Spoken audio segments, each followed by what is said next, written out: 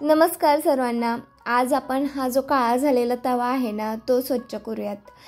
इंटरनेटवरती खूप साऱ्या रील्स आहेत बघा, त्यामध्ये दाखवले की तवा जास्त प्रमाणामध्ये गरम केला ना तर तो लगेच व्यवस्थित असा चांगला निघतो।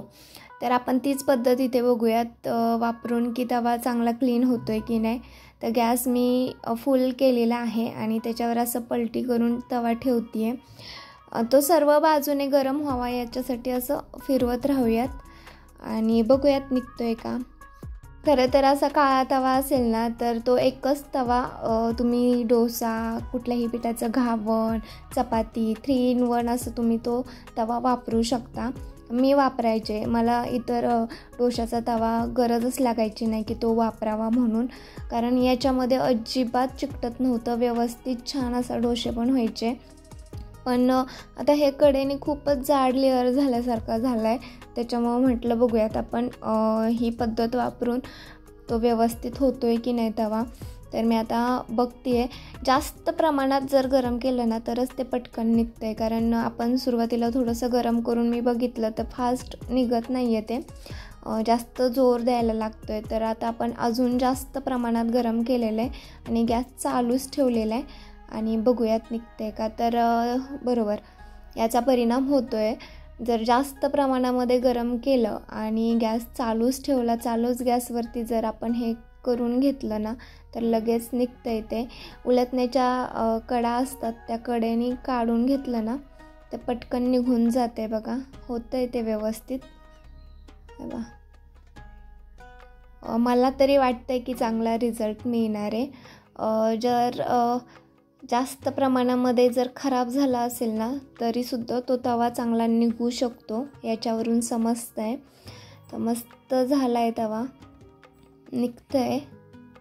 फक्त इतकंच की गॅसवर ठेवूनच करायला लागतं आहे, खाली जर घेतला तवा तर तो व्यवस्थित पटपट निघत नाही आहे। गॅस चालू ठेवायला लागतो आहे आणि गरम ह्याच्यात ते काढायला लागतं आहे, त्यामुळे बाजूने सगळं खराब झालेलं आहे गॅसच्या। पण ओके, आपला तवा तर व्यवस्थित निघतो आहे। तर बघूयात आता थोडंसं मध्ये पाणी टाकून आपल्याला कळेल निघतो आहे की नाही।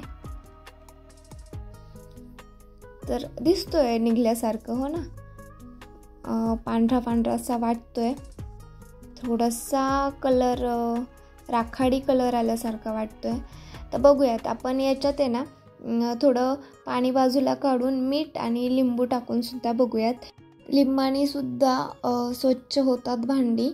तर बघूयात आता मी हे जे पाणी दिसतंय ते सगळं आपण काढून घेऊयात आणि जे काय थोडेसे असे डाग राहिलेले ना ते सुद्धा पाणी टाकल्यामुळं ओलं झाले ना ते पण पटकन निघून गेले।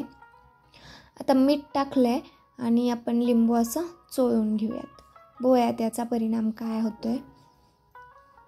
तर मला तरी वाटतं की निघेल चांगला तवा, फक्त इतकंच की खूप वेळ लागतो आहे आणि थोडंसं असं जास्त जोर देऊन करायला लागतं आहे तरच ते निघतं आहे, नाहीतर मग जसं चाललं आहे तसं चालू द्यायचं।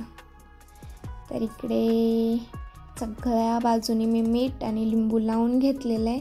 आता घासणीने, तारेच्या घासणीने चांगलं घासून घेतलं आहे आणि इकडे अशा पद्धतीने तवा निघालेला आहे। तर ओके आहे। अगोदरचा तवा तुम्ही बघितला, त्याच्या तुलनेमध्ये असा हा तवा निघला आहे, मला तरी ओके वाटतो आहे, चांगला निघलेला आहे।